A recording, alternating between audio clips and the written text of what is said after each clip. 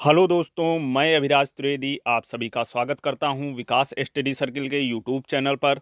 दोस्तों, आज की बाल विकास की क्लास में हम लोग एक महत्वपूर्ण टॉपिक समावेशी शिक्षा शुरू करेंगे। तो दोस्तों, वीडियो को बिना स्किप किए हुए वीडियो के साथ अंत तक जरूर बने रहें और चैनल को अधिक से अधिक सब्सक्राइब कीजिए, वीडियो को लाइक ज़रूर कीजिए और वीडियो को शेयर भी कीजिए। दोस्तों, जैसा कि आप सभी लोगों को पता होगा कि ये समावेशी शिक्षा जो टॉपिक है, इससे आपके हर एक एग्ज़ाम में क्वेश्चन 110% बनना श्योर ही है।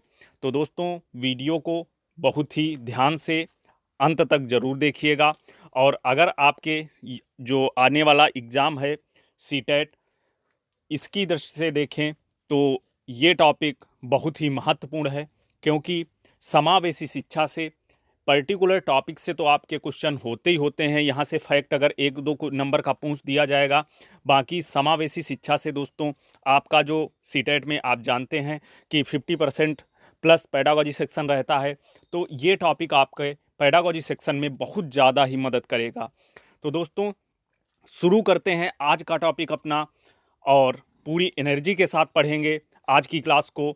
बहुत ही महत्वपूर्ण टॉपिक है। अगर सीटेट की बात करें तो आपके कम से कम इसी टॉपिक से, जब तक ये पूरा समावेशी शिक्षा 4-5 क्लास में समाप्त होगा, यहाँ से आपके 12 से 15 नंबर क्लियर होने के चांस हैं, अगर आप लोगों ने ध्यान से पढ़ लिया तो दोस्तों, समावेशी शिक्षा क्या होती है, सबसे पहले हम इसका अर्थ देखेंगे। समावेशी शिक्षा क्या होती है? समावेशी शिक्षा उसे कहते हैं जिसमें समान सामान्य और विशिष्ट दोनों तरह के बालकों को बिना भेद किए हुए शिक्षा दी जाए, उसे बोलते हैं समावेशी शिक्षा।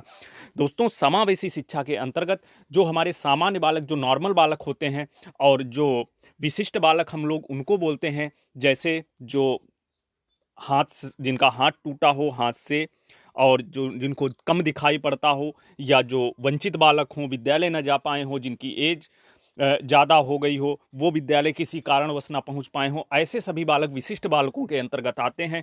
तो उस विशिष्ट बालकों और सामान्य बालकों में एक टीचर को चाहिए कि वो बिना भेदभाव किए हुए शिक्षा प्रदान करे। यही हमारा समावेशी शिक्षा है। और दोस्तों, जो एनसीएफ 2005 राष्ट्रीय पाठ्यचर्या की रूपरेखा जो 2005 में प्रस्तावित की गई, इसका भी उद्देश्य समावेशी शिक्षा पे बहुत ज़्यादा इसने फोकस किया। और अपने बेसिक स्कूल, माध्यमिक स्कूल, हर जगह जितने भी गवर्नमेंटेड स्कूल या प्राइवेट स्कूल हैं, वहाँ पे समावेशी शिक्षा को लागू करने के निर्देश भी दिए हैं। तो दोस्तों, आप लोग समझ ही गए होंगे कि समावेशी शिक्षा क्या होती है, जहाँ पे सामान्य और विशिष्ट विशिष्ट बालक के अंतर्गत मैंने आप लोगों को बताया कि प्रतिभाशाली, मंदबुद्धि, ये सारे प्रकार के बालक आते हैं। ये होते हैं हमारे विशिष्ट बालक। इसमें किसी विशिष्ट बालक और सामान्य बालकों में बिना भेदभाव किए हुए जहाँ पे शिक्षा प्रदान की जाती है, वो हमारी होती है समावेशी शिक्षा। अब आगे देखते हैं, जो आपकी एनसीईआरटी है, एनसीईआरटी, इसके अनुसार समावेशी शिक्षा को इन्होंने क्या बताया, देखेंगे। जहां पर सभी बालकों को धर्म, जाति, वर्ग, जेंडर को ध्यान में न रखकर शिक्षा दी जाए, उसे कहते हैं समावेशी शिक्षा। समावेशी शिक्षा का मतलब ही यही होता है दोस्तों, सभी को समान रूप से शिक्षा प्रदान करना, यही होता है मूलतः समावेशी शिक्षा का अर्थ। तो जहाँ पे सभी को समान रूप से बिना भेदभाव किए हुए शिक्षा प्रदान की जाती है, वो हमारी समावेशी शिक्षा होती है। वही एनसीईआरटी ने बोला है कि जहाँ पर सभी बालकों को धर्म, जाति, वर्ग, जेंडर, इन सभी को ध्यान में न रखकर इनसे अलग हटकर शिक्षा दी जाए, कि कोई भी किसी भी जाति का हो, वो उसके साथ टीचर भेदभाव ना करे, वो किसी भी जेंडर का हो। ऐसा नहीं है कि लड़कों को ज़्यादा पढ़ा दिया जाए या लड़कियों को कम पढ़ाया जाए, ऐसा कोई समावेशी शिक्षा के अंतर्गत नहीं आता है। तो जहाँ पे हम इन सब चीज़ों से दूर हटकर और सबको समान रूप से शिक्षा देते हैं, वो होती है समावेशी शिक्षा। ये एनसीईआरटी ने कहा है। आगे देखते हैं एनसीएफ 2005। जो एनसीएफ 2005 मैंने अभी बताया, राष्ट्रीय पाठ्यचर्या की रूपरेखा, इसके अनुसार क्या है, इन्होंने क्या कहा है, देखेंगे दोस्तों। किसी भी असमानता को ध्यान में न रखकर जब शिक्षा दी जाती है, समावेशी शिक्षा कहलाती है। कहने का मतलब सबका वही है, बस शब्दों का थोड़ा हेर फेर है। एनसीएफ 2005 ने बोला है कि किसी भी असमानता को ध्यान में न रखकर जब शिक्षा दी जाती है, तो उसे बोलते हैं समावेशी शिक्षा। दोस्तों, आशा करता हूँ आप लोगों को इतनी चीज़ें बहुत अच्छे से क्लियर हुई होंगी कि समावेशी शिक्षा आखिर होती क्या है। अब आगे देखेंगे कि जो मैंने अभी बताया था आप लोगों को कि इसमें सामान्य और विशिष्ट दोनों प्रकार के बालकों को शिक्षा दी जाती है, वो होती है हमारी समावेशी शिक्षा। सामान्य बालक तो आप लोग सभी जानते होंगे कि जो नॉर्मल बालक होते हैं, जैसे वो होते हैं हमारे सामान्य बालक। और जो विशिष्ट बालक मैंने बोला था, वहाँ पे एक-एक करके विशिष्ट बालकों को देखेंगे, विशिष्ट बालक कौन होते हैं। तो अब देखेंगे विशिष्ट बालकों के प्रकार, विशिष्ट बालक कितने प्रकार के होते हैं। बहुत इंपॉर्टेंट है टॉपिक दोस्तों, मैं बार-बार आपसे रिपीट कर रहा हूँ, विशिष्ट बालकों से बहुत क्वेश्चन बनता है और थोड़े कन्फ्यूजन वाले भी होते हैं क्वेश्चंस इनके, और थोड़े टफ भी होते हैं, तो बहुत ध्यान से देखिएगा। पहला आता है शारीरिक रूप से विशिष्ट बालक। पहला आता है शारीरिक रूप से विशिष्ट बालक। जो शारीरिक रूप से विशिष्ट हों, वो कौन-कौन से बालक होते हैं? वो होते हैं हमारे 4 टाइप के। वो होते हैं 4 टाइप के। पहला कौन आता है? अपंग बालक। दूसरा आता है श्रवण दोष वाले बालक। श्रवण दोष मतलब वो होता है कि जिनको सुनने में कठिनाई हो, जिनको कम सुनाई देता हो, वो हमारे होते हैं श्रवण दोष वाले बालक। और वाणी दोष वाले बालक तीसरे नंबर पे आते हैं। वाणी दोष वो होता है जो बोलने में असमर्थ हों, वो होते हैं वाणी दोष बालक। अगले होते हैं दृष्टि दोष वाले बालक, जिनको दिखाई कम देता हो, वो होते हैं दृष्टि दोष वाले बालक। ये होते हैं हमारे शारीरिक रूप से विशिष्ट बालक होते हैं। ये 4 प्रकार के होते हैं। कौन-कौन? मैंने आप लोगों को अभी बताया, अपंग बालक, श्रवण दोष वाले बालक, जिनको सुनाई कम देता हो, वाणी दोष वाले बालक और दृष्टि दोष वाले बालक। ये हो गए हमारे सामान्य रूप से शारीरिक रूप से विशिष्ट बालक। दोस्तों, ये सारे जितने भी इसके टाइप हैं, अपंग बालक, दृष्टिबाधित बालक, ये सारे के सारे हम लोग अलग अलग करके पढ़ेंगे। अभी यहाँ पे आप लोग देख लीजिए कि कौन से कितने टाइप के होते हैं। अगला आता है मानसिक रूप से विशिष्ट बालक। मानसिक रूप से विशिष्ट बालक कौन कौन से होते हैं? पहले पे आता है प्रतिभाशाली बालक। मानसिक रूप से जिनमें विशिष्टता होती है, मानसिक रूप से दो अलग अलग होते हैं, वो कौन कितने प्रकार के होते हैं, ऐसे आप लोग समझ लीजिए। तो इसमें पहले तो आ जाता है प्रतिभाशाली बालक, जो बहुत उत्कृष्ट बुद्धि के होते हैं, वो हमारे प्रतिभाशाली बालक होते हैं। अगले पे आता है, दूसरे पे आता है सृजनात्मक बालक, क्रिएटिव बालक, जो खोज की तरफ जिनका दिमाग ज़्यादा एक्टिविटीज़ में रहता है, वो होते हैं सृजनात्मक बालक। अगले आते हैं मंदबुद्धि बालक और अगले क्रम पे आते हैं पिछड़े बालक या पिछड़ा बालक। ये हैं हमारे मानसिक रूप से विशिष्ट बालक। ये भी होते हैं 4 प्रकार के। मानसिक रूप से भी विशिष्ट बालक होते हैं 4 प्रकार के। कौन-कौन? पहला है प्रतिभाशाली बालक, दूसरा है सृजनात्मक बालक, तीसरा है मंदबुद्धि बालक और चौथा है पिछड़ा बालक। ये हो गए हमारे शारीरिक रूप मानसिक रूप से विशिष्ट बालक। अगले क्रम पे आता है दोस्तों सामाजिक रूप से विशिष्ट बालक। सामाजिक रूप से विशिष्ट बालक कौन-कौन से होते हैं? इसमें 2 प्रकार के बालक होते हैं। पहले होते हैं वंचित बालक, दूसरे होते हैं समस्यात्मक बालक। ये सामाजिक रूप से विशिष्ट बालक होते हैं। पहला होता है वंचित बालक, दूसरा होता है विशिष्ट बालक।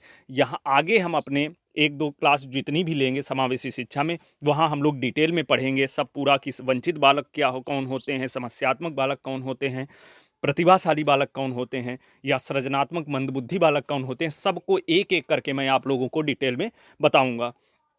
आगे देखते हैं, चौथा है विशिष्ट बालकों के प्रकार में संवेगात्मक रूप से विशिष्ट बालक। संवेगात्मक रूप से विशिष्ट बालक कौन-कौन से होते हैं, देखेंगे दोस्तों। पहला है क्रोधी बालक, दूसरा है शर्मीले बालक, तीसरा है अस्थिर बालक, चौथा है चिंताग्रस्त बालक। तो ये होते हैं हमारे संवेगात्मक रूप से विशिष्ट बालक। अब आगे देखेंगे कि आपसे क्वेश्चन कहाँ से बनता है, कहाँ से क्वेश्चन पूछते हैं, वो हम एक-एक करके देखेंगे। दोस्तों, आशा करता हूँ आप लोगों को इतनी चीज़ें बहुत अच्छे से क्लियर हुई होंगी। समावेशी शिक्षा क्या होती है, किसे कहते हैं और इसमें जो विशिष्ट बालक होते हैं, उनके क्या-क्या टाइप होते हैं, आप लोगों को बहुत अच्छे से क्लियर हुआ होगा। अब एक-एक करके हम लोग देखते हैं। पहले क्रम पे आता है हमारा प्रतिभाशाली बालक। प्रतिभाशाली बालक कौन होते हैं? दोस्तों, क्वेश्चन बहुत बार एग्ज़ाम में बन चुका है। आप लोग अब यहाँ से बहुत ध्यान से पढ़ना कि किस प्रकार के बालक में क्या-क्या होता है, उसकी आईक्यू क्या होती है, उसकी एक्टिविटीज़ क्या होती हैं, सारी चीज़ें देखना बहुत अच्छे से, क्योंकि क्वेश्चन यूपी टेट हो, चाहे सी टेट हो, चाहे आपका यूपी पीआरटी हो, एमपी टेट, रीट कोई भी परीक्षा हो, यहाँ से क्वेश्चन 110% बनना श्योर ही रहता है। तो प्रतिभाशाली बालक दोस्तों, इसमें इनका देखेंगे डिफिनीशन। कार्ल सनिक कार्ल सनिक एक मनोवैज्ञानिक थे। इनके अनुसार डिफिनीशन क्या है, मैं आप लोगों को हर एक क्लास में बताता हूँ। जहाँ पे जो डिफिनीशन कोई मनोवैज्ञानिक देता है, तो वो आप नोट कर लीजिए, नोट किया करिए कहीं पे, क्योंकि परीक्षाओं में खासकर यूपी टेट और अपने यूपी की बात कर लें तो यूपी टेट और यूपी पीआरटी में डिफिनीशंस इनका बहुत फेवरेट क्वेश्चन रहता है। एक दो नंबर की डिफिनीशन पूछते जरूर हैं, और वो ऐसी डिफिनीशन दोस्तों पूछते हैं, आप सभी लोग यूपी टेट पास करके आए होंगे, पेपर दे के आए होंगे, तो आप सभी लोगों को जानकारी होगी कि वो ऐसी डिफिनीशंस आपको देंगे कि जहाँ पे आप लोगों ने चारों ऑप्शन में कहीं नाम ही नहीं सुने होंगे कभी जीवन में, ऐसी देते हैं। तो दोस्तों आप लोग इसको एक जगह कलेक्ट करके डिफिनीशंस को लिखिए, और जैसे आपका वहाँ परीक्षा में ऑप्शन सही हो सके। कार्ल सनिक ने क्या बताया है प्रतिभाशाली बालकों का? ऐसे बालक जो किसी भी क्षेत्र में विशिष्ट होते हैं, ऐसे बालक जो किसी भी क्षेत्र में विशिष्ट होते हैं तथा समाज के उत्थान में मदद करते हैं, वो होते हैं प्रतिभाशाली बालक। ये बोला है कार्ल सनिक ने। कार्ल सनिक ने क्या बताया है, एक बार मैं फिर रिपीट करता हूं। ऐसे बालक जो किसी भी क्षेत्र में विशिष्ट होते हैं तथा समाज के उत्थान में मदद करते हैं, ये होते हैं प्रतिभाशाली बालक। आगे देखते हैं, अगला है टर्मन। टर्मन ने, जैसा कि मैंने आप लोगों को बताया कि टर्मन ने आईक्यू टेबल दी है, तो टर्मन के अनुसार क्या है कि 140 से ऊपर अधिक आईक्यू वाले बालक प्रतिभाशाली होते हैं। ये आप लोग ध्यान भी रखेंगे, ये मनोवैज्ञानिक आप भूलेंगे भी नहीं, क्योंकि टर्मन का कहना है कि 140 से अधिक आईक्यू वाले बालक प्रतिभाशाली बालक होते हैं। आगे आते हैं स्किनर। स्किनर महोदय ने क्या बताया है? स्किनर महोदय ने बताया है प्रतिभाशाली शब्द उन बालकों के लिए यूज होता है जो सामान्य बालकों से भिन्न होते हैं। बिल्कुल सही बात है, ये हो गई हमारी डिफिनीशंस प्रतिभाशाली बालकों की, और कुछ जो मनोवैज्ञानिकों ने दी हैं उनकी डिफिनीशंस हो गई। पहली है काल्सनिक। काल्सनिक ने बोला है कि ऐसे बालक जो किसी भी क्षेत्र में विशिष्ट होते हैं तथा समाज के उत्थान में मदद करते हैं, वो होते हैं प्रतिभाशाली बालक। टर्मन ने क्या बोला है? टर्मन ने दोस्तों बोला है कि 140 से ऊपर आईक्यू जिनकी होगी वो होते हैं प्रतिभाशाली बालक। जो टर्मन ने अपनी बुद्धिलब्धि आईक्यू सारणी दी है, वहाँ पे प्रतिभाशाली बालकों को 140 प्लस में रखा है, तो वही चीज़ इन्होंने बोल दी है, रिपीट कर दी है। अगला है स्किनर। स्किनर ने बोला है प्रतिभाशाली शब्द उन बच्चों के लिए यूज होता है जो सामान्य बालकों से अलग होते हैं, जो सामान्य बालकों से कहीं और बेहतर होते हैं, वो होते हैं प्रतिभाशाली बालक। तो दोस्तों आशा करता हूँ आप लोगों को प्रतिभाशाली बालकों के अंतर्गत ये क्या होते हैं ये आपको बिल्कुल क्लियर हो गया होगा। आगे बढ़ते हैं अब विशेषता। प्रतिभाशाली बालकों की विशेषता है स्किनर के अनुसार। स्किनर के अनुसार इनकी क्या विशेषता है? इन्होंने बोला है कि जो सामान्य बच्चों से भिन्न होते हैं, तो स्किनर ने ही प्रतिभाशाली बालकों की विशेषता क्या बताई है देखेंगे दोस्तों। जो प्रतिभाशाली बालक होते हैं स्किनर के अनुसार, उन्होंने बोला है, स्किनर के अनुसार कह लें या बिल्कुल सही बोला है इन्होंने, सामान्यतः ऐसा होता भी है। प्रतिभाशाली बालकों का विशाल शब्दकोश होता है, सामान्य ज्ञान में तीव्र होता है, इनका सामान्य ज्ञान जो होता है करंट ये तीव्र होता है, और सामान्य अध्ययन में रुचि होती है, और आईक्यू जो होती है 120 प्लस होती है, सूझबूझ अंतर्दृष्टि तीव्र होती है। ये होती है प्रतिभाशाली बालकों की पहचान। सॉरी दोस्तों, ये होता है प्रतिभाशाली बालकों की स्किनर ने विशेषता बताई है। आगे देखते हैं, अगला है प्रतिभाशाली बालकों की पहचान। पहचान कैसे करेंगे प्रतिभाशाली बालकों की देखेंगे दोस्तों। पहला है परीक्षण के आधार पर। परीक्षण के आधार पर प्रतिभाशाली बालकों की पहचान कैसे कर सकते हैं? प्रतिभाशाली बालकों में आईक्यू परीक्षण, उपलब्धि परीक्षण, अभिरुचि परीक्षण, ये होता है परीक्षण के आधार पर इनकी पहचान की जाती है। प्रतिभाशाली बालक है कि सामान्य बालक है, इसका कैसे पता लगाएंगे? इनका आईक्यू परीक्षण किया जाता है, उससे पता चल जाएगा कि ये बालक प्रतिभाशाली है कि मंद बुद्धि है कि सामान्य है। अगला है उपलब्धि परीक्षण होता है, ये ऐसे भी इसका पता लगा सकते हैं कि ये बालक प्रतिभाशाली है या सामान्य या मंद बुद्धि। और अभिरुचि परीक्षण के आधार पर भी प्रतिभाशाली बालकों की का पता लगाया जा सकता है। अगला है, दूसरा नंबर आता है गुणों के आधार पर। गुणों के आधार पर दिया है डीहर्न कफ ने। डीहर्न कफ ने गुणों के आधार पर प्रतिभाशाली बालकों की पहचान बताई है। कैसे देखेंगे? जो आसानी से याद कर लेते हैं।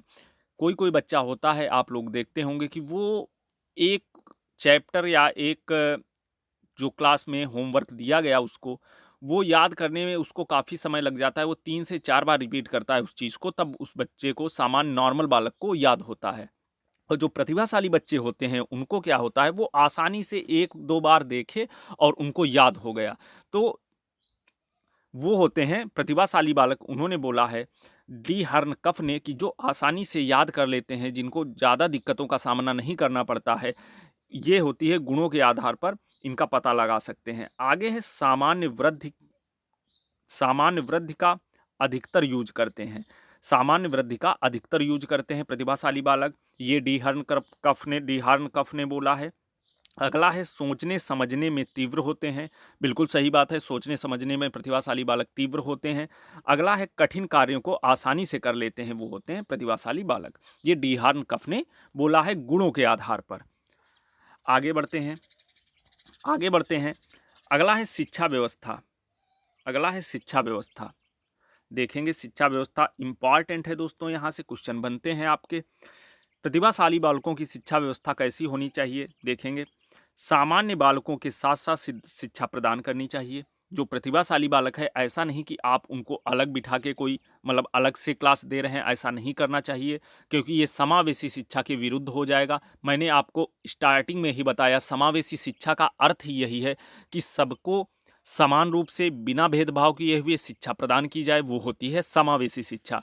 तो जो प्रतिभाशाली बालक होते हैं उनको भी सामान्य बालकों के साथ शिक्षा प्रदान करनी चाहिए।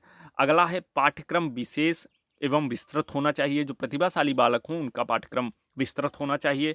अगला है समय समय पर पाठ्य सहग्रामी क्रियाकलापों का आयोजन करना चाहिए। अगला है समय समय पर निर्देशन एवं परामर्श देते रहना चाहिए। प्रतिभाशाली बालकों को उनका IQ कम ना हो, उनका दिमाग पढ़ाई में लगा रहे, इसीलिए उन्हें समय समय पर निर्देशन और परामर्श देते रहना चाहिए। अगला है समय समय पर नेतृत्व एवं समाज तथा संस्कृति की शिक्षा प्रदान करनी चाहिए। क्या करना चाहिए, जो प्रतिभाशाली बच्चे हों उनको समय समय पर जैसे क्लास का मॉनिटर बना दें और वो नेतृत्वकर्ता बना दें, या कोई गेम खिला रहे हैं वहाँ पे उसको कैप्टन बना दें। ये नेतृत्वकर्ता और समाज तथा संस्कृति, आपके समाज में क्या हो रहा है, आपकी संस्कृति कैसी होनी चाहिए, इस चीज़ की उनको समय समय पर शिक्षा देनी चाहिए प्रतिभाशाली बालकों को। आगे देखते हैं, अगले क्रम पे है जोसेफ रेंजुला ने क्या बताया है, मोस्ट इंपॉर्टेंट है, डबल टिक कर लेना, एक बार यहाँ से क्वेश्चन बन चुका है। क्या बताया है, ऐसे बालक जिनमें उच्च क्षमता, उच्च सृजनात्मकता, उच्च वचनबद्धता, तीनों का कुछ न कुछ लक्षण पाया जाता है, प्रतिभाशाली बालक कहते हैं। इस संदर्भ में इन्होंने त्रिवृत्तीय संरचना दी। दोस्तों, आपके सीटेट एग्जाम में क्वेश्चन पूछ चुका है कि प्रतिभाशाली बालकों में होता है सामान्यतः, ऐसे करके क्वेश्चन पूछा है। तो वहाँ पे क्या था, उच्च क्षमता एक ऑप्शन दिया था, उच्च क्षमता, उच्च वचनबद्धता, उच्च, ये 4 ऑप्शन ऐसे करके दिए थे। लेकिन आप इसमें याद रखना कि प्रतिभाशाली बालकों में क्या होता है, उच्च क्षमता, क्रम भी याद रखना दोस्तों, क्रम भी इंपॉर्टेंट है, उच्च क्षमता, उच्च सृजनात्मकता